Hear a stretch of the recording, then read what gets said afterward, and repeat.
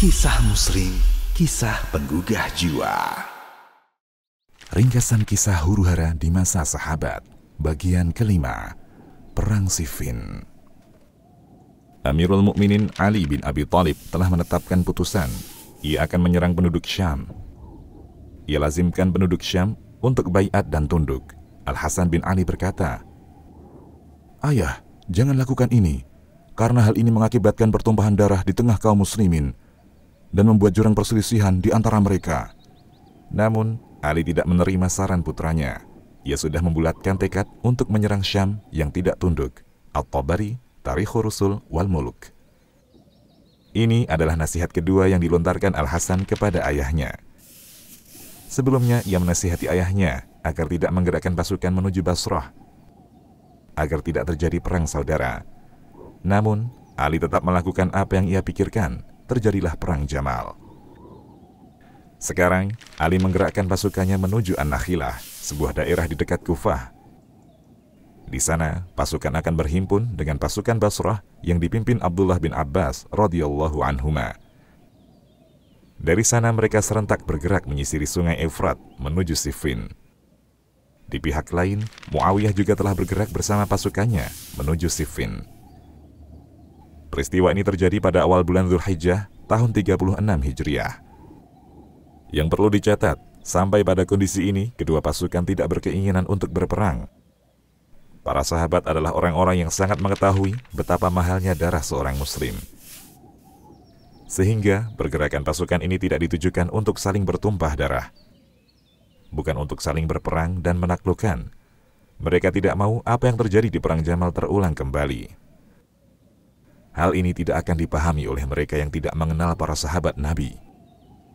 Seperti para orientalis dan orang-orang yang mengikutinya, mereka tidak memahami bagaimana takwa para sahabat, bagaimana persaudaraan di antara mereka, bagaimana keinginan mereka untuk islah, bagaimana kecintaan mereka pada kebaikan. Para orientalis tak akan mampu merenungi bagaimana kisah Abdurrahman bin Auf dan Sa'ad bin Rabi' saat dipersaudarakan oleh Rasulullah. Mereka tak akan mengerti bagaimana ithar, yakni mendahulukan dalam kebaikan di tengah para sahabat muhajirin dan ansar, yang dipuji Allah dalam surat Al-Hasyr. Para orientalis dan orang-orang yang sejalan dengan mereka dengan cepat bertanya, bagaimana bisa pasukan digerakkan, tapi tidak ingin berperang? Ibnu Taimiyah rahimahullah mengatakan, lebih dari satu orang dari pasukan Muawiyah mengatakan, mengapa engkau melawan Ali? Engkau bukan orang yang mengungguli Ali dalam keutamaan dan kekerabatan dengan Rasulullah. Ali lah yang lebih layak menjabat khalifah dibanding dirimu. Muawiyah pun mengakui hal tersebut. Namun mereka memihak Muawiyah karena mendapat informasi bahwa di pasukan Ali terdapat kezaliman terhadap mereka.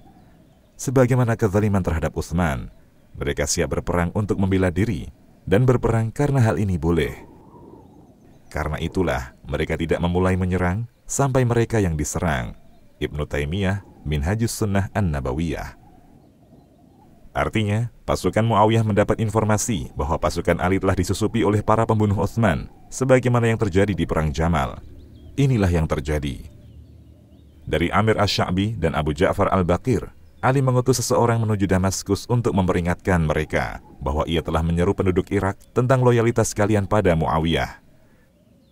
Saat berita ini sampai pada Muawiyah, ia memerintahkan agar orang-orang dikumpulkan.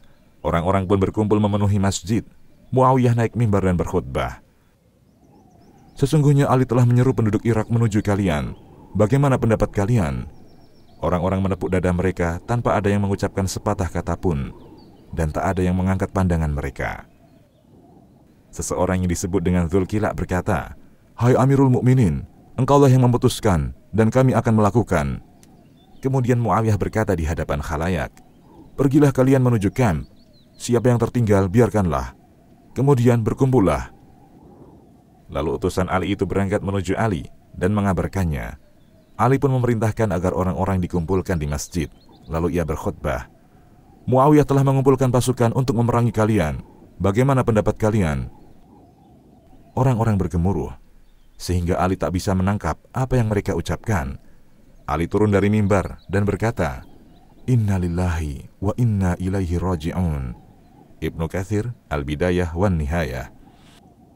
Ali sadar pengikutnya tidak satu suara, kesetiaan mereka tidak bisa diandalkan, dan di tengah mereka ada pengkhianatan.